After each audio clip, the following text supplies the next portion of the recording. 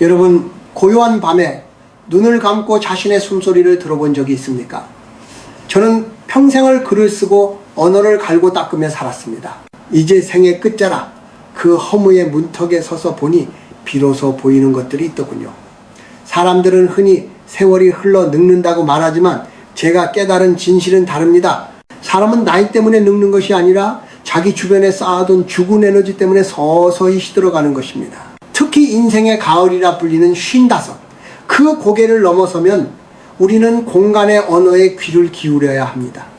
오늘 제가 여러분께 드리고 싶은 이야기는 아주 은밀하고도 낮은 곳에 대한 이야기입니다. 바로 여러분이 매일 밤 몸을 누이는 침대, 그 어둡고 좁은 밑바닥에 관한 것입니다. 젊은이들은 이해하지 못할 것입니다. 그저 짐을 쌓아두는 공간일 뿐인데 뭐가 그리 대단하냐고 묻겠지요. 하지만 55 이후의 삶은 다릅니다. 우리 몸은 젊을 때처럼 강철 같은 기운을 내뿜지 못합니다. 나이가 든다는 것은 마치 잔잔한 호수와 같아져서 작은 돌멩이 하나만 던져도 그 파동이 온 영혼을 흔들어 놓는 상태가 된다는 뜻입니다. 침대는 단순히 잠을 자는 도구가 아닙니다. 그것은 영혼의 안식처이자 하루 동안 지친 기운을 씻어내고 내일의 생명력을 수혈받는 생명의 누에고치와 같습니다. 그런데 그 신성한 안식처 바로 아래 우리가 무심코 밀어넣은 낡은 물건들이 당신의 생기를 갉아먹고 있다면 어찌 되겠습니까? 한국의 전통적인 지혜와 제가 평생 탐구해온 인문학적 성찰로 볼 때 침대 밑은 집안의 귓가, 고인은 바닥입니다. 그것이 탁한 물건들로 채워져 있으면 그 탁한 기운은 잠든 당신의 골수와 신경으로 고스란히 스며듭니다. 왜 55일까요? 이 시기는 인생의 정오를 지나 황혼으로 접어드는 분기점입니다. 이때부터는 채우는 삶이 아니라 비우는 삶을 살아야 합니다. 몸의 면역력이 떨어지듯 영적 면역력도 약해지는 시기입니다. 이유 없이 밤잠을 설치고 아침마다 온몸이 두들겨 맞은 듯 아프며 마음속에 알 수 없는 불안감이 엄습한다면 그것은 당신의 침대 밑에서 보내는 위험 신호일 가능성이 큽니다. 그것은 단순한 미신이 아닙니다. 공간이 인간에게 건네는 무언의 압박이자 죽은 사물들이 산 사람의 에너지를 끌어당기는 영적인 중력입니다. 제가 만난 수많은 이들 중 노년이 유독 고단하고 병치레가 잦았던 사람들의 방을 가만히 들여다보면 공통점이 있었습니다. 그들은 버리지 못하는 사람들이었습니다. 특히 보이지 않는 곳, 그 침대 밑 어둠 속에 과거의 잔재들을 구겨놓고 그것이 안전하다고 믿었습니다. 하지만 기억하십시오. 당신이 보지 않는다고 해서 존재하지 않는 것이 아닙니다. 오히려 보이지 않는 어둠 속에서 그 물건들은 곰팡이처럼 독한 기운을 내뿜으며 당신의 운명을 갉아먹습니다. 자, 이제 저와 함께 당신의 방으로 가봅시다. 그리고 아주 조심스럽게 그동안 외면해 왔던 침대 밑을 들여다보십시오. 그곳에 무엇이 있습니까?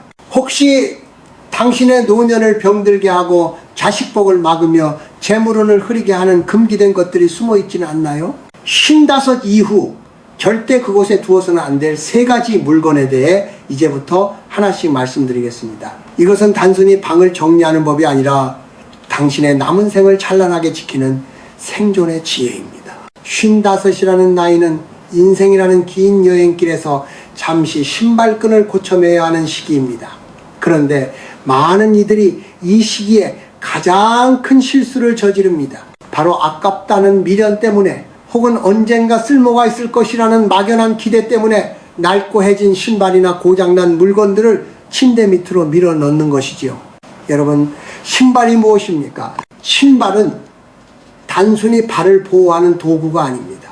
그것은 그 사람의 행보이자 세상을 헤쳐나가는 의지의 상징입니다. 우리가 밖에서 신던 신발에는 온갖 먼지와 흙, 그리고 세상의 거친 기운들이 묻어 있습니다. 한국의 전통적인 정서에서 신발은 밖의 기운을 안으로 들여오는 통로와 같습니다.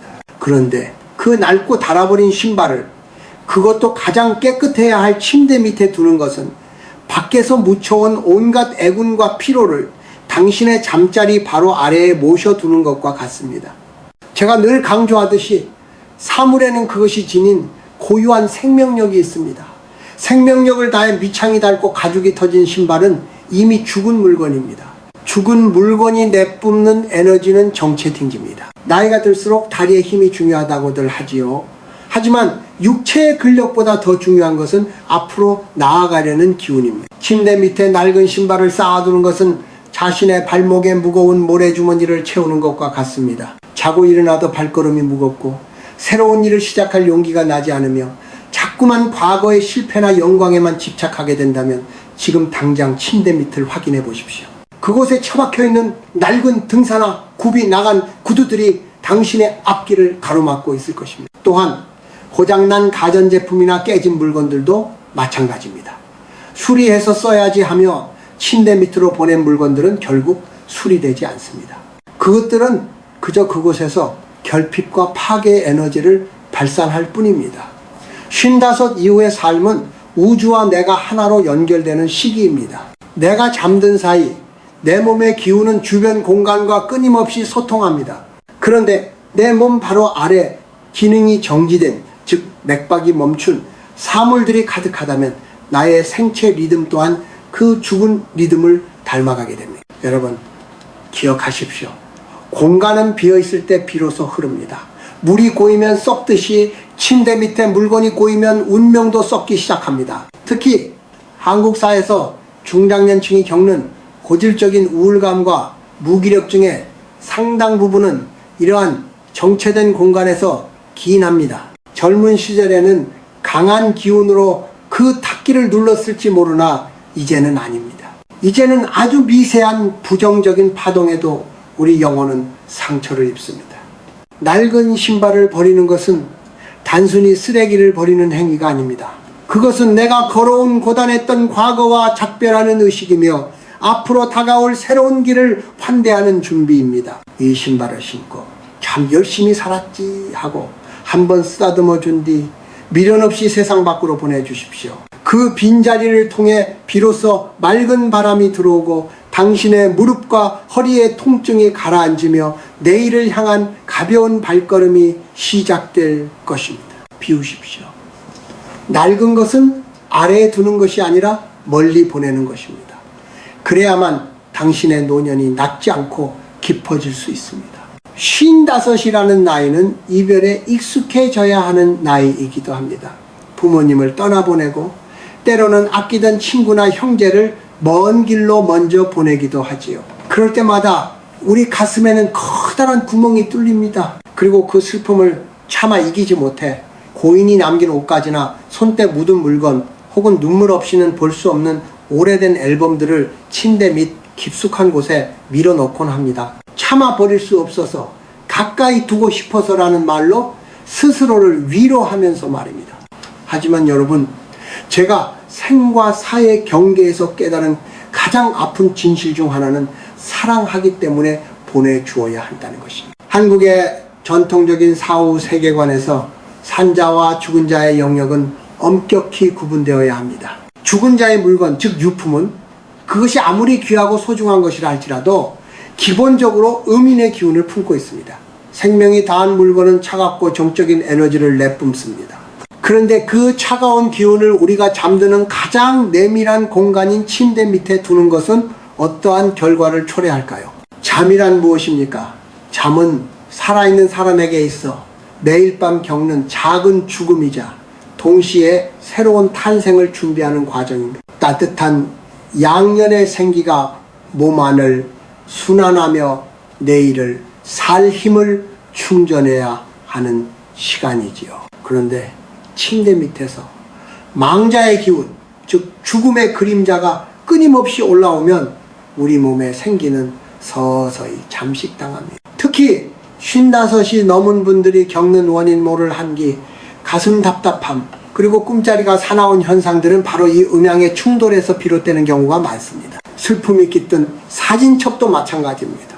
과거에 찬란했던 시절 혹은 이제는 만날 수 없는 사람들과의 추억이 담긴 사진을 침대 밑에 두는 것은 당신의 영혼을 과거라는 감옥에 가두는 행위입니다. 사진 속의 시간은 멈춰 있습니다. 그 멈춘 시간의 에너지가 매일 밤 당신의 의식을 붙잡는다면 당신은 결코 오늘을 온전히 살 수 없습니다. 노년의 우울증은 대개 현재를 살지 못하고 과거의 그림자를 밟고 서 있을 때 찾아옵니다. 사랑하는 사람을 기리는 방법은 물건을 쌓아두는 것이 아닙니다. 고인의 가르침을 가슴에 새기고 그분들이 주신 사랑을 밑거름 삼아 내가 더 건강하고 밝게 살아가는 것이 진정한 효시아이자 예리입니다. 침대 밑에 고인의 옷을 두고 잠드는 것은 고인을 붙잡아 두는 것이 아니라 오히려 고인이 영면으로 가는 길을 방해하고 당신의 생명력을 깎아먹는 안타까운 집착일 뿐입니다. 여러분, 이제 용기를 내어 침대 밑에 어둠을 걷어내십시오. 그곳에 있는 낡은 앨범과 유품들을 꺼내어 밝은 햇살 아래 두십시오. 소중한 추억은 마음의 수첩에 적어두고 물건은 정갈하게 정리하여 태우거나 필요한 곳에 보내주어야 합니다. 죽음의 기운을 머리맡에서 치워낼 때 비로소 당신의 방에는 생명의 온기가 돌기 시작할 것입니다. 비움은 배신이 아닙니다. 그것은 남겨진 자의 의무이자 떠난 자에 대한 마지막 배려입니다. 침대 밑이 비워질 때 당신의 꿈은 비로소 무거운 과거의 쇠사슬을 벗고 자유롭게 날아오를 수 있습니다. 따뜻한 온기만이 당신의 잠자리를 감싸게 하십시오. 그것이 55 이후의 삶을 지키는 가장 고결한 태도입니다. 여러분, 우리는 평생을 무엇을 위해 달려왔습니까? 아마도 가족의 안녕과 자식들의 앞날, 그리고 내 노후를 지탱해줄 경제적 안심을 위해 손발이 부르트도록 일해 왔을 것입니다. 그러다 보니 우리 몸에는 돈에 대한 집착과 두려움이 본능처럼 새겨져 있습니다. 특히 55 무렵이 되면 주머니 속에 동전 한 병, 통장의 숫자 하나에 가슴이 철렁 내려앉기도 하지요. 그런데 바로 그 불안함 때문에 저지르는 치명적인 실수가 있습니다. 바로 침대 밑에 돈과 관련된 잡동사니를 숨겨두는 것입니다.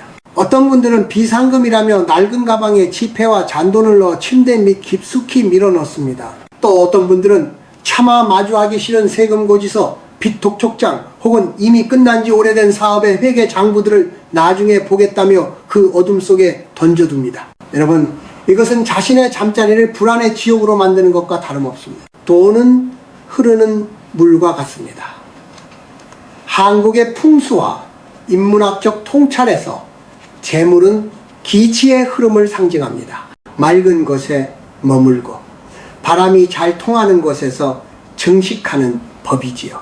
그런데 침대 밑이라는 어둡고 먼지 쌓인 곳에 돈을 가두어 두는 것은 재물의 기운을 사스한 기운으로 만드는 행위입니다. 그곳에 고인 돈은 더 이상 복을 불러오는 돈이 아니라 당신의 앞날을 막는 체증이 됩니다. 특히 흩어진 잔돈들이 먼지와 뒤엉켜 침대 밑을 굴러다니는 것은 당신의 노년이 그만큼 구차하고 산만해질 것임을 암시하는 징조입니다. 더 무서운 것은 부채의 기록입니다. 갚지 못한 빚 혹은 억울하게 손해를 본 계약서들을 침대 밑에 두는 행위는 매일 밤 당신의 무의식에 나는 부족하다, 나는 쫓기고 있다는 가난의 주문을 거는 것과 같습니다. 55 이후의 삶은 심리적 풍요가 곧 실질적인 복으로 이어지는 시기입니다. 그런데 내 몸 바로 아래에 나를 옥죄는 숫자들과 어두운 기억들이 도사리고 있다면 잠든 사이 당신의 영혼은 어떻게 편히 쉴 수 있겠습니까? 그 불안의 파동은 고스란히 혈관을 타고 흘러 고혈압과 화병 호흡인의 원인이 되기도 합니다. 저는 여러분께 묻고 싶습니다. 당신이 침대 밑에 숨겨둔 것은 정말 돈입니까? 아니면 결핍에 대한 공포입니까? 55이 넘었다면 이제 돈을 대하는 태도가 엄격하고도 우아해야 합니다. 돈은 품격 있게 관리되어야 복이 됩니다.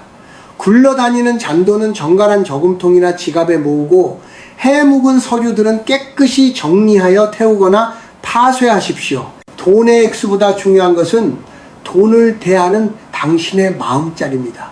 침대 밑을 비우고 그곳을 청결하게 유지하는 것은 우주를 향해 나는 이제 어떤 복이 들어와도 담을 준비가 된 넉넉한 사람이다라고 선언하는 의식입니다. 지저분한 욕망의 찌꺼기들을 머리맡에서 치워낼 때 비로소 재물운의 물꼬가 트이고 예상치 못한 인연의 복이 찾아옵니다.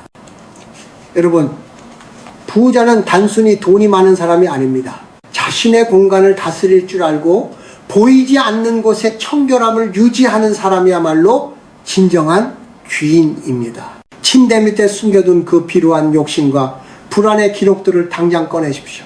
그리고 그 자리를 턱 비워두십시오. 그 빈 공간이 비로소 당신의 노년을 지켜줄 든든한 운의 저장고가 될 것입니다. 가난의 냄새를 지우고 풍요의 향기를 채우는 일, 그것은 바로 당신의 손끝에서 시작됩니다. 이제 우리는 침대 밑 어둠 속에 숨겨져 당신의 생기를 갉아먹던 세 가지 괴물, 낡은 물건, 죽음의 흔적, 그리고 빈궁의 기록에 대해 이야기했습니다. 여러분, 이 물건들을 치우는 것이 단순한 청소라고 생각하십니까? 아닙니다. 이것은 당신의 남은 인생을 대하는 태도의 전환이며 55이라는 엄숙한 생의 전환점에서 올리는 성찰의 의례입니다. 한국인의 삶에서 방은 단순히 잠자는 곳이 아니라 우주의 기운과 내 몸이 만나는 소우주입니다. 특히 침대 밑을 비운다는 것은 내 마음의 바닥을 닦는 것과 같습니다. 바닥이 깨끗해야 그 위에 서 있는 존재가 당당해지는 법이지요. 55 이후의 삶은 무엇을 더 채울 것인가를 고민하는 시간이 아닙니다. 어떻게 잘 비우고 그 빈자리에 어떤 향기를 채울 것인가를 결정해야 하는 시기입니다. 침대 밑을 비우고 나면 처음에는 그 낯선 허전함에 당황할지도 모릅니다.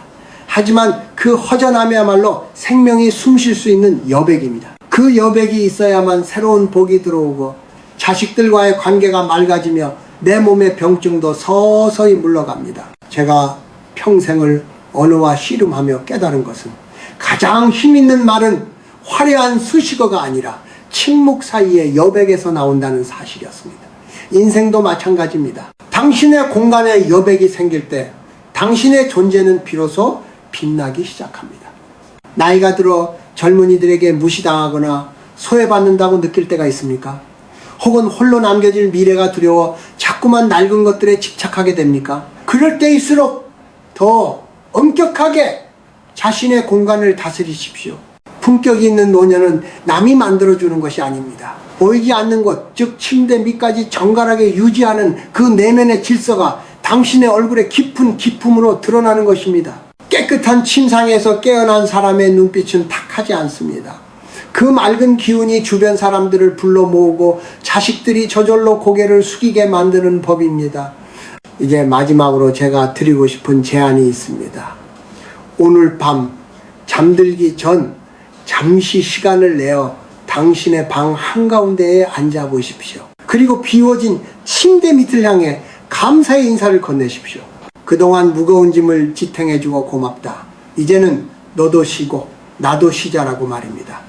그리고 그 텅 빈 공간에 맑은 공기가 순환하는 것을 상상해 보십시오. 그것은 당신의 폐부로 들어와 세포 하나하나를 깨우는 생명의 바람이 될 것입니다. 죽음은 두려운 것이 아닙니다.